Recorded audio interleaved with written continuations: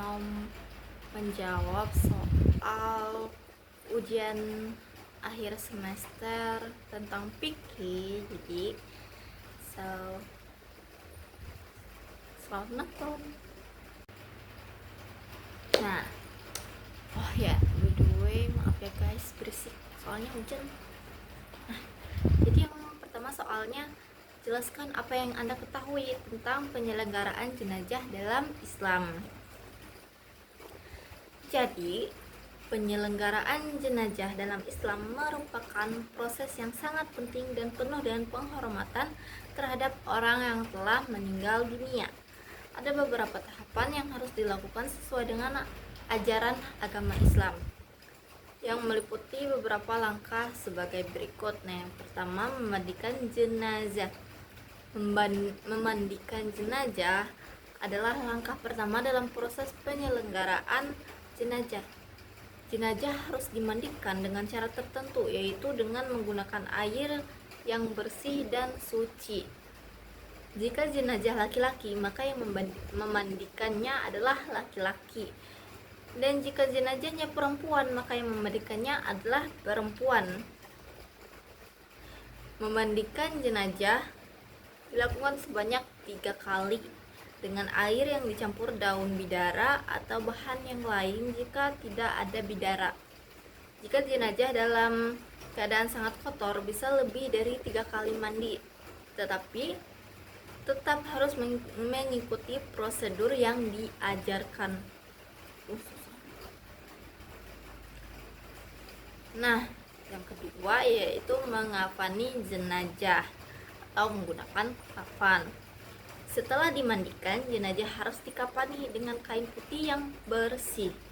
Kafan ini terdiri dari beberapa potong kain yang cukup untuk membungkus seluruh tubuh jenazah. Kafan bagi laki-laki biasanya terdiri dari 3 potong kain, sedangkan untuk perempuan ada tambahan kain untuk menutupi bagian tubuh tertentu. Kafan ini memiliki makna simbolis, yaitu menutupi aurat dan memberikan penghormatan terakhir kepada jenazah. Yang ketiga yaitu sholat jenazah.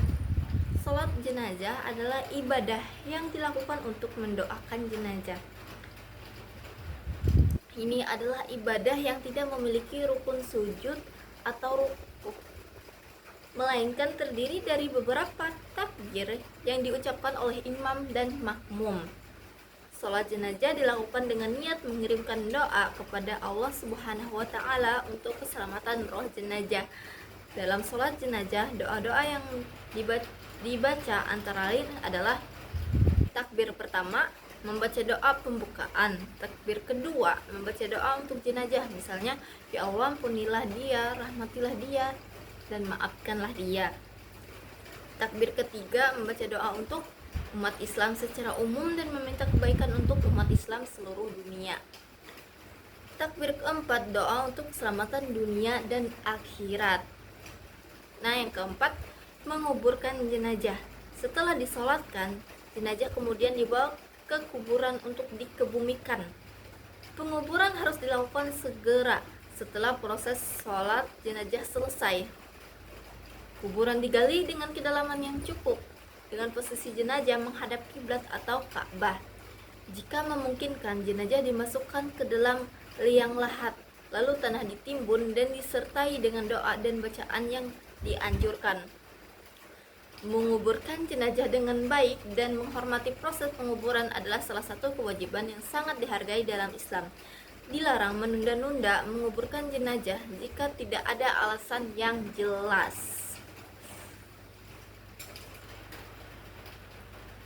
Nah, soal nomor 2.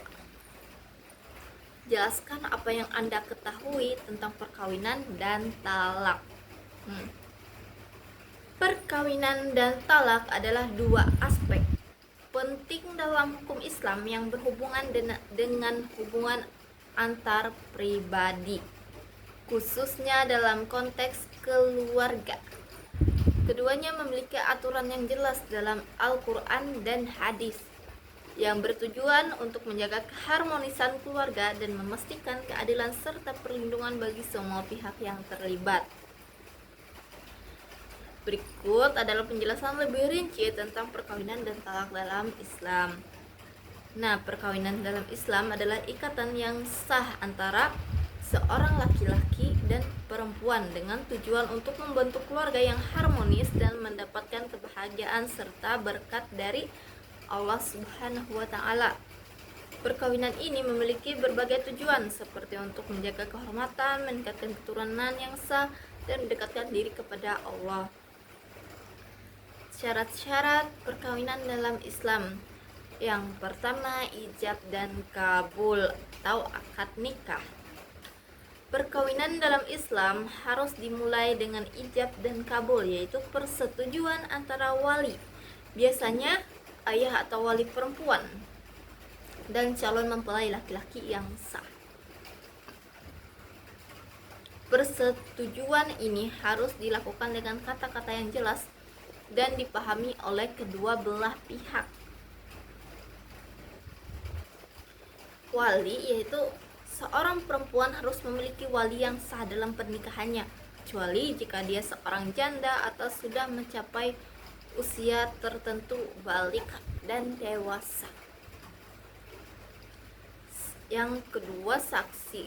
Pernikahan harus disaksikan oleh minimal 2 orang saksi yang adil untuk memastikan bahwa pernikahan itu sah. Yang ketiga, mahar atau mas kawin. Mas kawin adalah hadiah atau mahar yang diberikan oleh laki-laki kepada perempuan sebagai tanda tanggung jawab dan penghormatan. Mahar ini bisa berupa uang, barang, atau hal lain yang disepakati oleh kedua belah pihak. Yang terakhir ada niat. Niat menikah harus jelas dengan tulus, dengan tujuan untuk mengikuti sunnah Nabi Muhammad SAW dan membangun keluarga yang sakinah, mawadah, dan warahmah atau harmonis, penuh kasih sayang dan penuh cinta.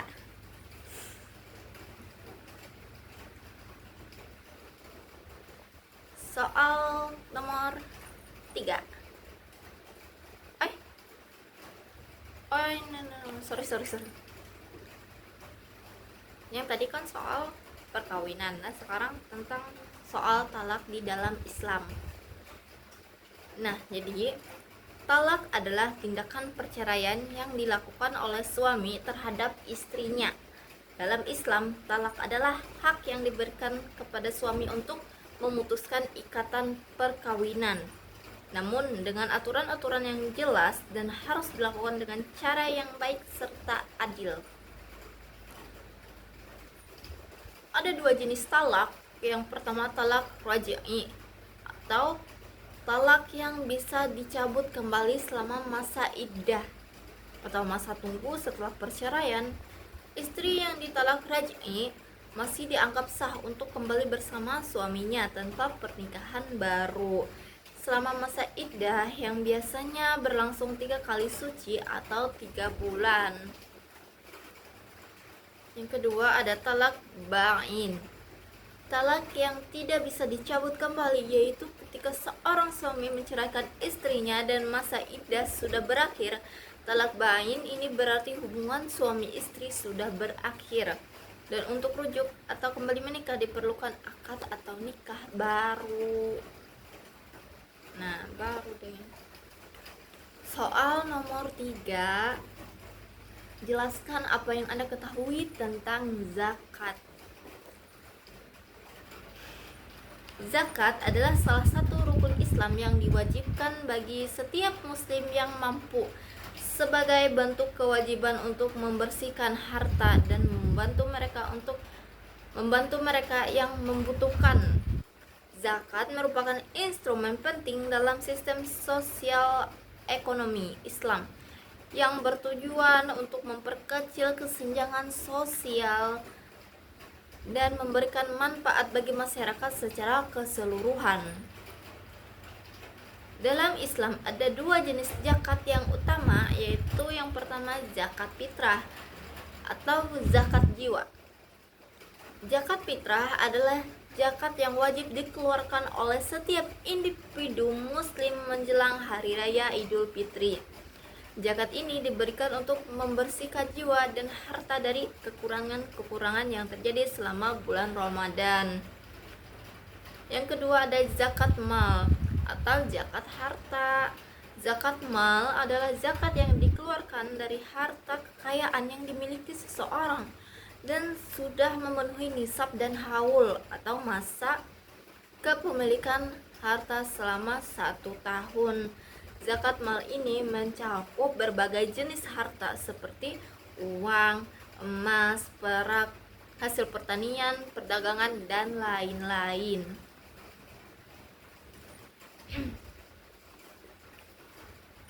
Soal nomor 4. Jelaskan apa yang Anda ketahui tentang puasa. Puasa dalam bahasa Arab disebut saum, yang berarti menahan diri. Secara istilah, puasa adalah menahan diri dari makan, minum, dan segala sesuatu yang membatalkan puasa, mulai dari terbit fajar hingga terbenam matahari.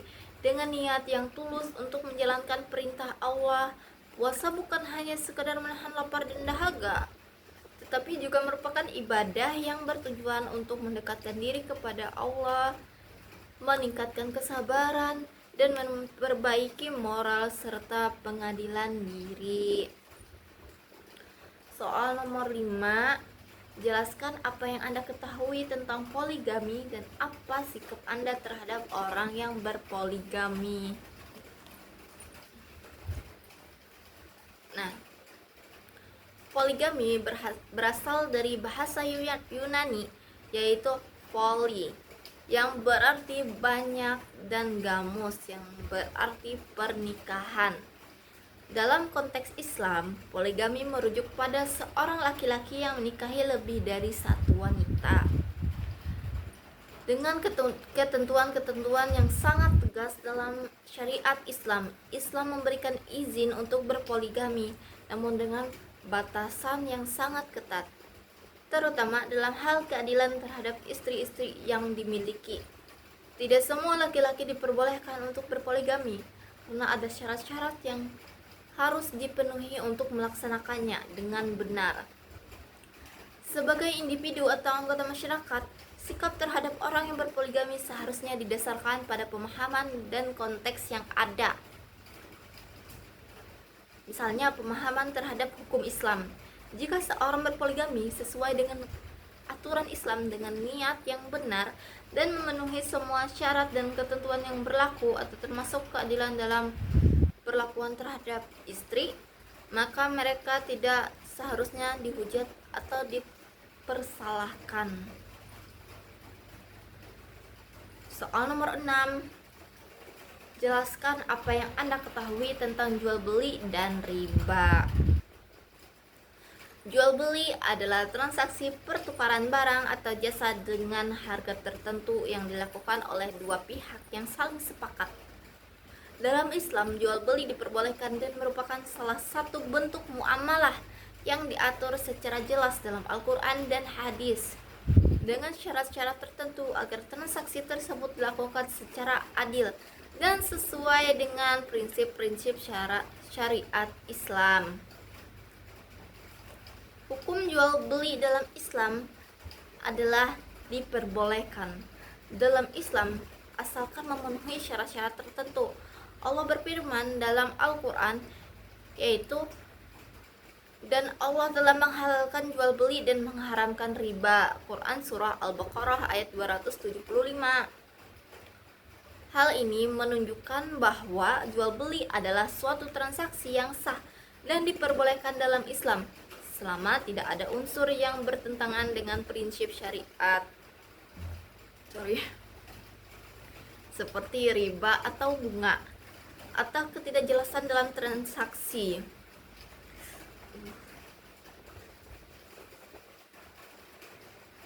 Nah, riba adalah tambahan atau bunga yang diperbolehkan dari transaksi pinjaman uang, baik dalam bentuk uang ataupun barang, yang terjadi tanpa adanya pertukaran yang sah atau tanpa adanya keuntungan yang sebanding.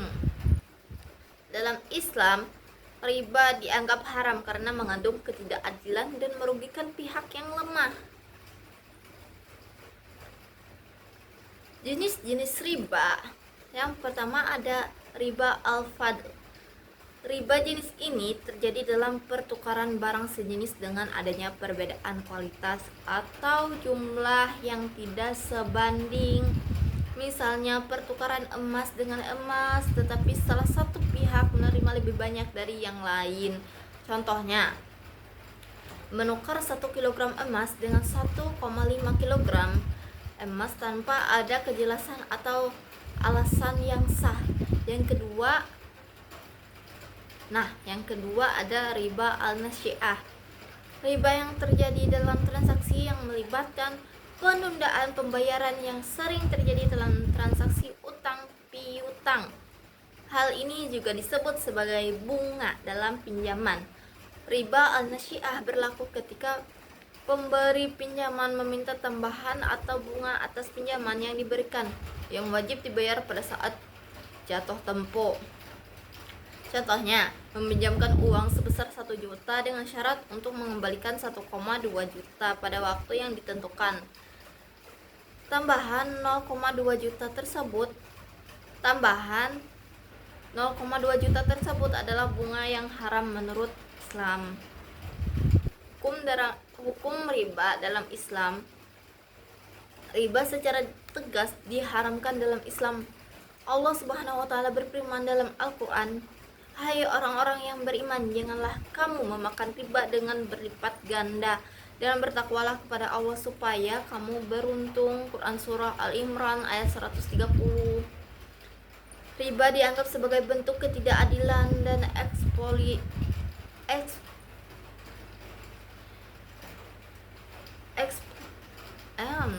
riba dianggap sebagai bentuk ketidakadilan dan eksploitasi karena memberikan keuntungan tanpa bekerja atau melakukan usaha yang nyata.